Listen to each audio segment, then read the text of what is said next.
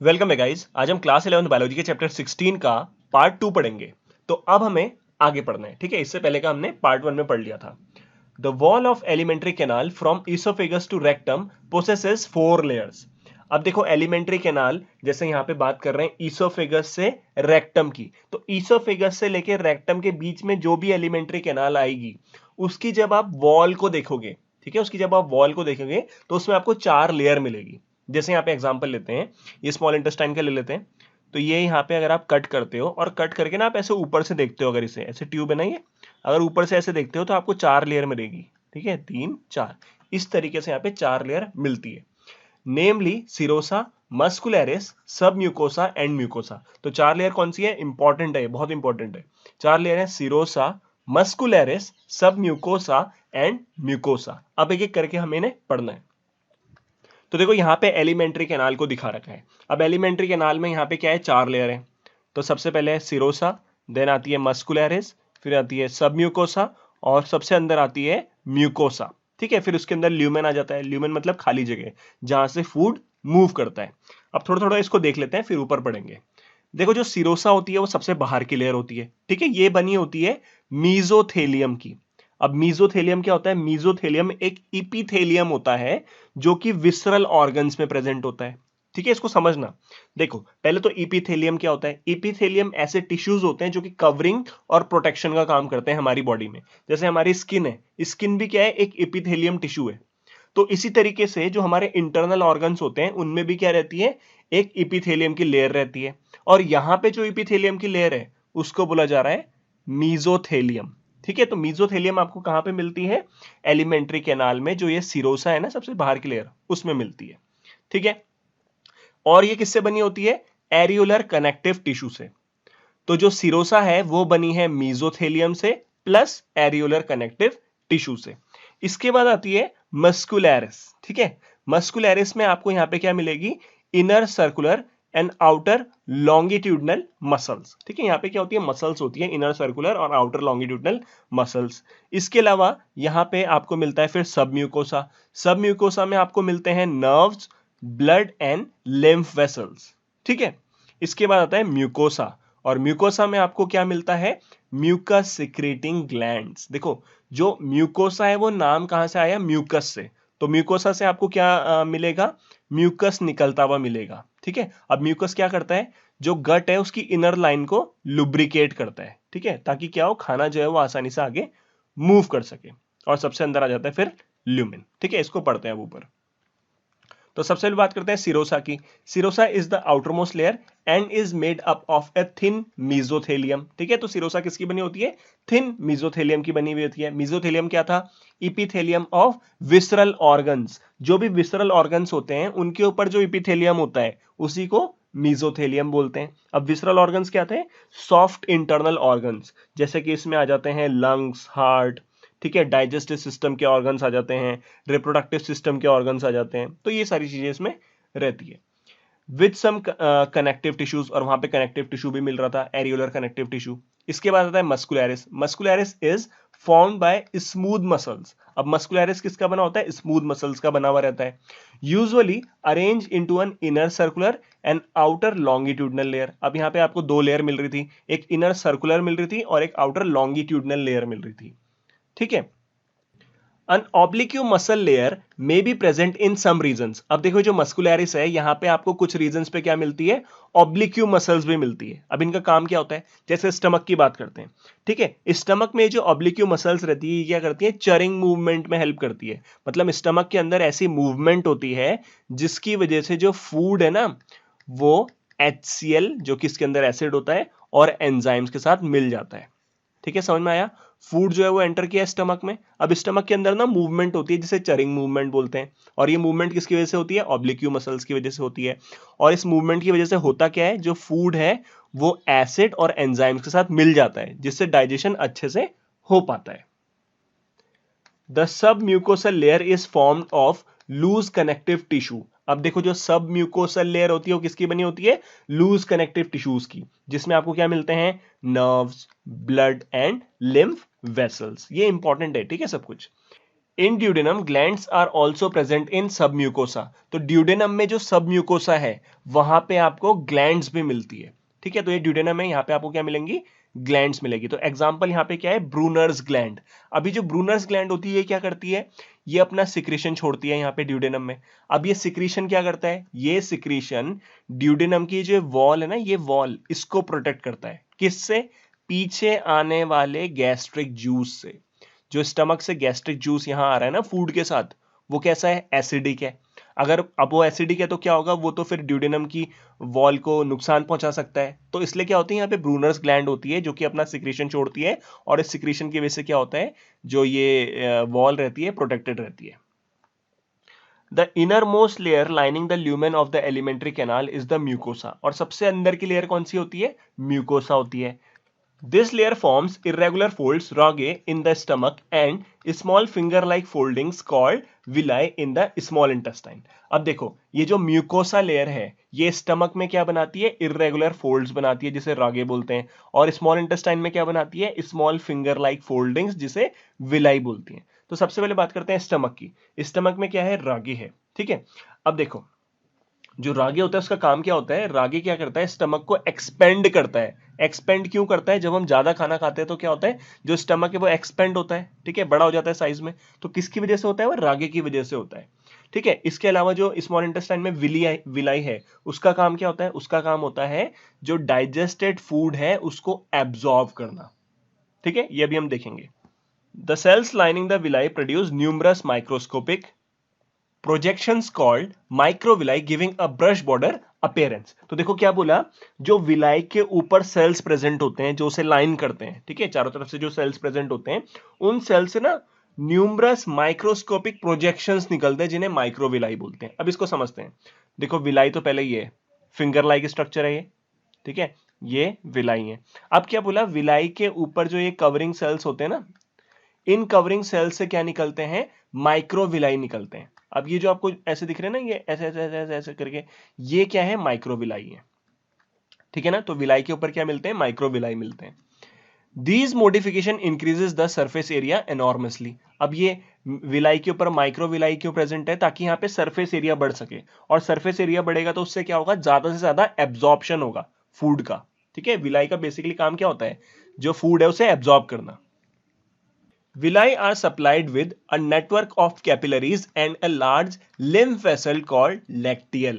तो विलाई में आपको क्या मिलती हैं, network of capillaries, blood capillaries मिलती हैं बहुत सारी, साथ में एक ठीक है, ध्यान रखना है, एक लार्ज लिम्फ वेसल मिलती है जिसके अंदर लिम्फ मूव करता है, ठीक है, और उस लार्ज लिम्फ वेसल का नाम क्या है, लैक्टियल है। तो ये है लैक्टियल, ठीक है, और ये है यहाँ पे कैपिलरीज। क्लियर। अब देखो जो लैक्टियल होता है वो बेसिकली यहाँ पे क्या करता है, फैट का एब्जॉर्प्शन करता है। लैक्टियल्स किसका एब्जॉर्प्शन करता है, फैट का। और कैपिलरीज किसका एब्जॉर्प्शन करती हैं, बेसिकली यहाँ पे प्रोटीन और कार्बोहाइड्रेट्स का, ठीक है ना। Clear. Mucosal epithelium has goblet cells which secrete mucus that help in lubrication. अब इस बात को समझो, देखो हमने लेयर पढ़ी थी सीरोसा, मस्कुलरिस, सब म्यूकोसा एंड म्यूकोसा। तो म्यूकोसा में आपको क्या मिलते हैं, गॉबलेट सेल्स मिलते हैं। इन गॉबलेट सेल्स का काम क्या होता है, ये म्यूकस को सिक्रीट करते हैं, और म्यूकस क्या करता है, यहाँ पे लुब्रिकेशन में हेल्प करता है, ठीक है। इसको हमें अभी डिटेल में बाद में भी पढ़ना है।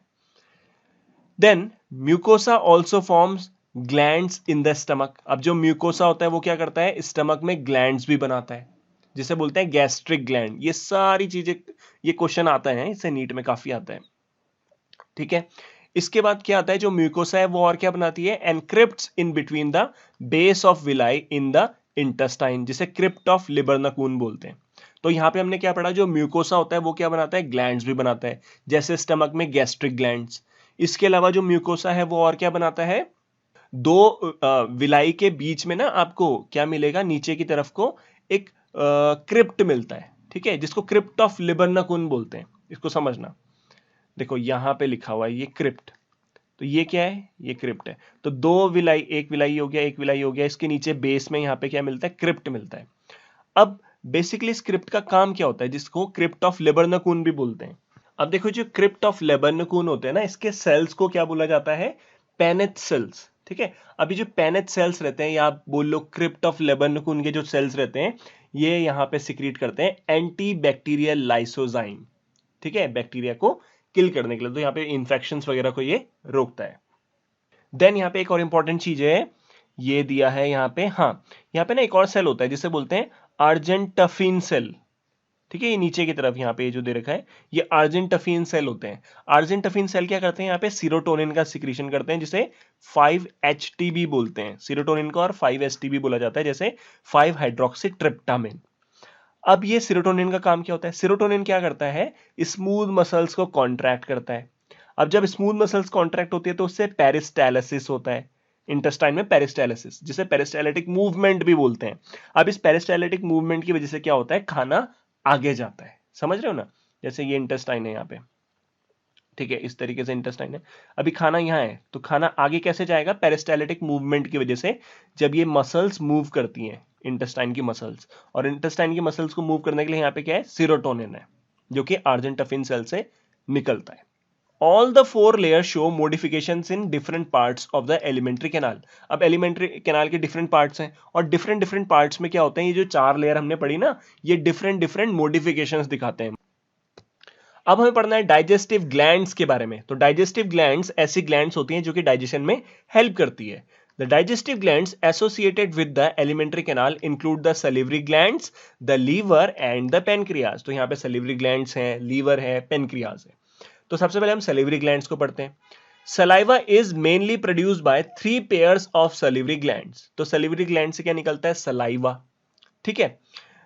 अब सलाइवा जो निकलता है सलिवरी ग्लैंड से निकलता है। सलिवरी ग्लैंड्स यहाँ पे 3 डिफरेंट टाइप की होती हैं। एक होती है पैरोटिड, ठीक है, पैरोटिड कहाँ पे मिलती है, आपको चिक पे मिलती है या फिर आपको ये कान के पास मिलती है, ठीक है, वो एक ही चीज है, चिक और नियर द ईयर। फिर यहाँ पे क्या है, द सब मैक्सिलरी और सब मैंडिबुलर, ये एक ही नाम होता है, ठीक है, सब मैक्सिलरी एंड सब मैंडिबुलर। तो ये एक और क्या हो गई, सलिवरी ग्लैंड हो गई, जो कि लोअर जॉ में आपको मिलती है। तो पहली हो गई पैरोटिड, दूसरी हो गई ये सब मैक्सिलरी या फिर सब मैंडिबुलर, एंड द सबलिंगुअल। तो फिर तीसरी कौन सी होती है, सबलिंगुअल होती है। सबलिंगुअल मतलब जो कि बिलो द टंग आपको मिलती है। These glands situated just outside the buccal cavity secrete salivary juice into the buccal cavity. तो देखो जो buccal cavity है ना, उससे थोड़ा दूर पे प्रेजेंट रहती हैं ये ग्लैंड्स, सलिवरी ग्लैंड्स, और ये अपना सिक्रीशन छोड़ती है जिसे बोलते हैं सलिवरी जूस, और किस में छोड़ती है, डायरेक्ट बक्कल कैविटी में, ठीक है। अब इन सलाइवा का काम क्या होता है, कैसे डाइजेशन होता है, ये तो आगे सेपरेट दिया हुआ है, तो वहीं पे पढ़ेंगे, ठीक है। यहाँ पे डिस्कस अगर हम करेंगे तो फिर वहां पे भी करेंगे, इससे वीडियो क्या हो जाएगी, बड़ी हो जाएगी, तो टाइम वेस्ट होता है। अब हमें पढ़ना है लीवर के बारे में। Liver is the largest gland of the body. हमारी बॉडी की सबसे बड़ी ग्लैंड कौन सी है, लीवर, ठीक है। Weighing about 1.2 to 1.5 kg in an adult human, ठीक है। तो इस पे भी क्वेश्चन बन सकता है नीट पे कि उसका वेट कितना है, उस हिसाब से एक सेंटेंस आपको दे देंगे, ठीक है। It is situated in the abdominal cavity, ये आपको कहां मिलता है, एब्डोमिनल कैविटी में मिलता है, just below the diaphragm, diaphragm के जस्ट नीचे आपको ये मिलता है, ठीक है। तो डायफ्राम यहां से कवर होते हुए जाता है, इधर ऊपर क्या रहता है, डायफ्राम प्रेजेंट रहता है, ठीक है। And has 2 lobes. तो ये जो लीवर होता है इसके 2 लोब्स होते हैं, मतलब 2 पार्ट होते हैं। तो राइट लोब हो गया और एक लेफ्ट लोब हो गया। राइट लोब जो होता है वो बड़ा होता है, ये भी ध्यान रखना। फिर आता है the hepatic lobules are the structural and functional unit of liver. अब लीवर को जो बनाता है उन्हें बोलते हैं हिपैटिक लोब्यूल्स, और लीवर के अंदर जो काम करते हैं उन्हें भी बोलते हैं हिपैटिक लोब्यूल्स। इसलिए हिपैटिक लोब्यूल्स को क्या बोला जाता है, structural and functional unit of liver. ये भी इंपॉर्टेंट है नीट के लिए, इससे क्वेश्चन आ रखे हैं, ठीक है। Containing hepatic sales. तो हिपैटिक लोब्यूल्स आपको लीवर के अंदर मिलते हैं और हिपैटिक लोब्यूल्स के अंदर आपको हिपैटिक सेल्स मिलते हैं। तो ऐसा समझो, लीवर है, लीवर के अंदर हिपैटिक लोब्यूल्स हैं, हिपैटिक लोब्यूल्स के अंदर हिपैटिक सेल्स हैं, arranged in the form of cords. तो ये जो हिपैटिक सेल्स होते हैं ये कॉर्ड की फॉर्म में अरेंज रहते हैं। अभी ये सब हम यहाँ पे देखेंगे। देखो यहाँ पे क्या है, लीवर है, लीवर में राइट लोब है, लेफ्ट लोब है। अच्छा, इसके बीच में ना एक लिगामेंट होता है जिसे बोलते हैं फेल्सीफॉर्म लिगामेंट, ठीक है, राइट लोब और लेफ्ट लोब के बीच में। अब यहाँ पे आप इतना छोटा सा पोर्शन लो लीवर का और उसको अब आप देख रहे हो, ठीक है। तो जब आप उसको देख रहे हो तो आपको दिख रहे हैं यहाँ पे हिपैटिक लोब्यूल्स, एस लगा रखा है मैंने, मतलब कई सारे हिपैटिक लोब्यूल्स हैं। तो ये हिपैटिक लोब्यूल्स इस तरीके से हैं, ठीक है, ऐसे ऐसे हैं और ये बीच में ऐसे ऐसे कुछ जा रहा है यहाँ से, ठीक है। अभी इतना हमने समझा। अब हमने क्या पढ़ा था, हिपैटिक लोब्यूल्स के अंदर आपको हिपैटिक सेल्स मिलते हैं। तो हम यहाँ पे क्या करेंगे, एक हिपैटिक लोब्यूल को ले लेते हैं। तो ये हिपैटिक लोब्यूल हो गया एक, ठीक है। अब इसके अंदर अगर आप देखो, ये जो रेड रेड कलर से दिख रखे हैं ना, ये जो ऐसे जा रहे हैं, इधर इधर को जा रहे हैं, ये क्या है, हिपैटिक सेल्स। यही हिपैटिक सेल्स हैं। और बीच में एक सेंट्रल वेन होती है जो कि यहाँ पे बीच में प्रेजेंट रहती है। तो ये जो हिपैटिक सेल्स होते हैं कॉर्ड की फॉर्म में रहते हैं, मतलब ऐसे ऐसे ये निकले हुए रहते हैं, मतलब जाए हुए रहते हैं। क्लियर, समझ गए इतना? Okay. Each lobule is covered by a thin connective tissue sheath called the Glisson's capsule. अब देखो ये जो हिपैटिक लोब्यूल होते हैं ना, इन पे क्या रहती है, एक थिन कनेक्टिव टिश्यू की शीत रहती है, ठीक है। मतलब हिपैटिक लोब्यूल जो हैं वो कवर्ड रहते हैं थिन कनेक्टिव टिश्यू शीत से, जिसे ग्लिसन्स कैप्सूल बोलते हैं। ये भी इंपॉर्टेंट है। The bile secreted by the hepatic sales. अब ये जो हिपैटिक सेल्स होते हैं ये किसका सिक्रेशन करते हैं, बाइल जूस का। इसके बारे में हम आगे पढ़ेंगे, ठीक है, डिटेल में सब दे रखा है। तो हिपैटिक सेल से निकलते हैं बाइल जूस, ठीक है। और दिखा है the bile secreted by the hepatic sales passes through the hepatic duct. अब यहाँ पे हिपैटिक डक्ट आ जाती है, ये सब हम देखेंगे अभी। देखो इसको थोड़ा सा हिंट ले लो। अभी लीवर है, लीवर के अंदर हिपैटिक सेल्स हैं, हिपैटिक सेल्स ने बनाया बाइल जूस, ठीक है। अब ये बाइल जूस यहाँ से ना एक डक्ट से होते हुए जाता है, डक्ट मतलब एक ट्यूब से होते हुए जाता है, और इस ट्यूब का नाम क्या है, हिपैटिक डक्ट, ठीक है। तो हिपैटिक डक्ट से कौन जा रहा है, बाइल जूस जा रहा है। फिर ये बाइल जूस कहां पे स्टोर हो जाता है, stored and concentrate in a thin muscular sac, sac मतलब bag like structure called the gall bladder. तो क्या हुआ, इसको समझ लो। लीवर के अंदर हिपैटिक सेल थे, मैंने कई बार बोल दिया वैसे, बट एक बार और कर लेते हैं रिकॉल। लीवर के अंदर क्या है, हिपैटिक सेल्स हैं। हिपैटिक सेल्स क्या है, यहाँ पे बना रहे हैं, बाइल जूस बना रहे हैं। अब ये बाइल जूस जो है यहाँ पे एक डक्ट के थ्रू, जिसे हिपैटिक डक्ट बोलते हैं, उसके थ्रू यहाँ से जा रहे हैं, और यहाँ से जाके सीधे कहाँ स्टोर हो जाता है, गॉल ब्लैडर में। आगे आता है गॉल ब्लैडर, जो कि एक ऐसे बैग लाइक स्ट्रक्चर होता है, ठीक है, वहां स्टोर हो जाता है। और फिर कंसंट्रेट भी होता है वहां पे। अब इस पॉइंट को समझना, कंसंट्रेट होना मतलब क्या। देखो लीवर से जब बाइल निकला तो उसका पीएच था 8.2, मतलब अल्कलाइन। फिर लीवर से निकल गया बाइल, मतलब लीवर से बाइल निकला और कहां पे स्टोर हो गया, गॉल ब्लैडर में स्टोर हो गया। अब जब वो गॉल ब्लैडर में स्टोर हो जाता है तो कंसंट्रेट होता है वहां पे, मतलब उसका पीएच कम हो जाता है, 5.8 हो जाता है, मतलब वो एसिडिक हो जाता है, ठीक है। अब ये जो चीजें ना डक्ट वगैरह जो हमने देखा, उसको फिगर में देखेंगे तो क्लियर हो जाएगी ये सारी चीजें। तो देखो यहां पे क्या है, लीवर है, ठीक है। लीवर के अंदर लीवर सेल्स हैं। लीवर सेल्स क्या बनाते हैं, बाइल बनाते हैं, ठीक है। अब ये बाइल कहां एंटर कर जाएंगे, इस डक्ट में। ये डक्ट कौन सी है, डक्ट फ्रॉम लीवर। लीवर से जो डक्ट आ रही है मतलब ट्यूब आ रही है। फिर ये दो डक्ट आ रही हैं, ये दो डक्ट यहां पे फिर मिल जाती हैं। देखो दोनों डक्ट एक हो गई, तो इसको बोलते हैं कॉमन हिपैटिक डक्ट। हिपैटिक मतलब लीवर, ठीक है, तो इसे बोलेंगे कॉमन हिपैटिक डक्ट। फिर क्या होगा, बाइल यहां से आएगा और यहां से बाइल इधर चले जाता है, ठीक है। इधर कहां चले जाएगा, गॉल ब्लैडर में। गॉल ब्लैडर में बाइल स्टोर होगा, कंसंट्रेट होगा। अब उसके बाद क्या होता है, बाइल भी यहां फिर से नीचे आएगा, ठीक है। फिर ये बाइल जिस उससे डक्ट से नीचे आ रहा उसको बोलते हैं डक्ट फ्रॉम गॉल ब्लैडर, मतलब गॉल ब्लैडर से जो डक्ट आ रही है। और इसका एक और नाम, इसका नाम होता है सिस्टिक डक्ट, ठीक है, जो कि गॉल ब्लैडर से आ रही है। तो ये डक्ट यहां से आ रही है और इधर से कॉमन हिपैटिक डक्ट आ रही है। ध्यान समझ गए ना, इतना तो समझ गए होंगे। तो ये कॉमन हिपैटिक डक्ट है और ये इधर से सिस्टिक डक्ट आ रही है। अब ये दोनों यहाँ पे फिर मिल जाती हैं, ये मिल गई तो एक ये कॉमन हो गई, तो इसे बोलते हैं कॉमन बाइल डक्ट, ठीक है। ये कॉमन बाइल डक्ट हो गई। फिर ये देखो यहां से नीचे आ रही है, फिर ये यहां तक आ गई, ठीक है, ध्यान देना, ये यहां तक आ गई। इसके बाद पैनक्रियाज की बात करते हैं, ठीक है। पैनक्रियाज से भी डक्ट आ रही है, ठीक है, जिसे पैनक्रियाटिक डक्ट बोलते हैं। फिर ये पैनक्रियाटिक डक्ट यहाँ आई, अब यहाँ पे यहाँ तक आ गई। अब देखो ऊपर से कौन सी आ रही थी, कॉमन बाइल डक्ट, और इधर से कौन सी आ रही थी, पैनक्रियाटिक डक्ट। ये दोनों डक्ट यहाँ पे मिल जाती हैं और एक डक्ट हो जाती है, ये एक डक्ट हो गई, ठीक है। तो इसे बोलते हैं हिपैटो पैनक्रियाटिक डक्ट। हिपैटो मतलब लीवर, पैनक्रियाटिक मतलब पैनक्रियाज, और डक्ट मतलब डक्ट। तो लीवर और पैनक्रियाज की डक्ट जब मिल जाती हैं तो उसे बोलते हैं हिपैटो पैनक्रियाटिक डक्ट।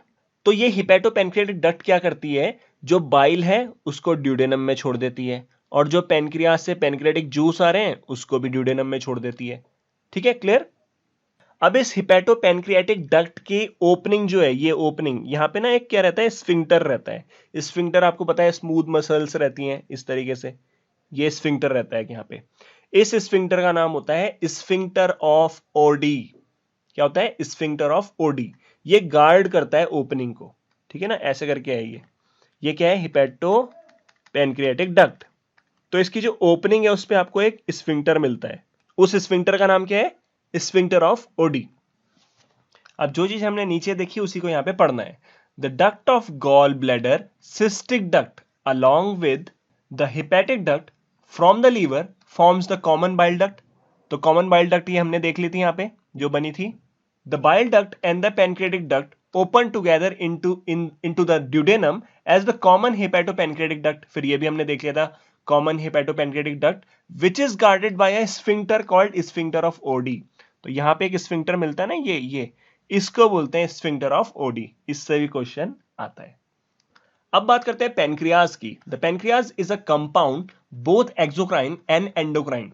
ठीक है, तो पेनक्रियाज क्या होता है, कंपाउंड ग्लैंड होती है, मतलब इसमें एक्सोक्राइन पार्ट भी मिलता है और एंडोक्राइन पार्ट भी मिलता है। एंडोक्राइन पार्ट कौन सा होता है, जिससे हार्मोन्स निकलते हैं, और एक्सोक्राइन कौन सा होता है, जिससे यहाँ पे एंजाइम्स निकलते हैं। ठीक है ना। ये जो एंडोक्राइन पार्ट है इसके बारे में हमने डिटेल पढ़ा है लास्ट जो हमारा चैप्टर है एंडोक्राइन वाला उसमें। ठीक है। इलोंगेटेड ऑर्गन, तो पेनक्रियास कैसा है, इलोंगेटेड ऑर्गन है, लंबा सा ऑर्गन है, situated between the limbs of the C shaped duodenum. तो ये सी शेप्ड ड्यूडेनम है इस तरीके से। ठीक है, इसके बीच में आपको ये पेनक्रियास मिलता है। The exocrine portion secrete an alkaline pancreatic juice containing enzymes. अब जो एक्सोक्राइन पोर्शन है उसी की हम यहाँ पे बात करेंगे। तो पेनक्रियास का जो एक्सोक्राइन पोर्शन होता है वो सिक्रीट करता है अल्कलाइन पैनक्रियाटिक जूस, और इस अल्कलाइन पैनक्रियाटिक जूस के अंदर क्या मिलते हैं, एंजाइम्स मिलते हैं। ठीक है, और जो एंडोक्राइन पोर्शन होता है वो सिक्रीट करता है हार्मोन्स को, जैसे इंसुलिन को और ग्लूकागॉन को। अब इसको थोड़ा सा यहाँ पे डिटेल में थोड़ा देख लेते हैं। देखो पेनक्रियाज में दोनों होते हैं, एक्सोक्राइन और एंडोक्राइन पार्ट। जो एक्सोक्राइन पार्ट होता है ना, एक्सो वाला, वो 99% होता है, मतलब बहुत ज्यादा पार्ट क्या होता है, एक्सोक्राइन, और बहुत कम पार्ट होता है एंडोक्राइन वाला जो कि 1% होता है। अब जो एक्सोक्राइन पार्ट होता है उससे निकलता है पैनक्रियाटिक जूस। पैनक्रियाटिक जूस कैसा होता है, अल्कलाइन होता है, अभी हमने देखा, और इसके अंदर एंजाइम्स मिलते हैं। अब इसमें क्या क्या मिलता है, सोडियम बाइकार्बोनेट मिलता है, ठीक है, फिर ट्रिप्सिनोजिन, काइमोट्रिप्सिनोजिन, प्रोकार्बोक्सीपेप्टाइडेज, पैनक्रियाटिक लाइपेज, ये कुछ एंजाइम्स उसमें मिलते हैं। फिर यहाँ पे एंडोक्राइन जो है उसमें तो हार्मोन्स मिल रहे थे, इंसुलिन एंड ग्लूकागॉन। ठीक है, तो इतना हमने पढ़ लिया। नेक्स्ट हम पढ़ेंगे नेक्स्ट वीडियो में। Thank you so much, bye bye.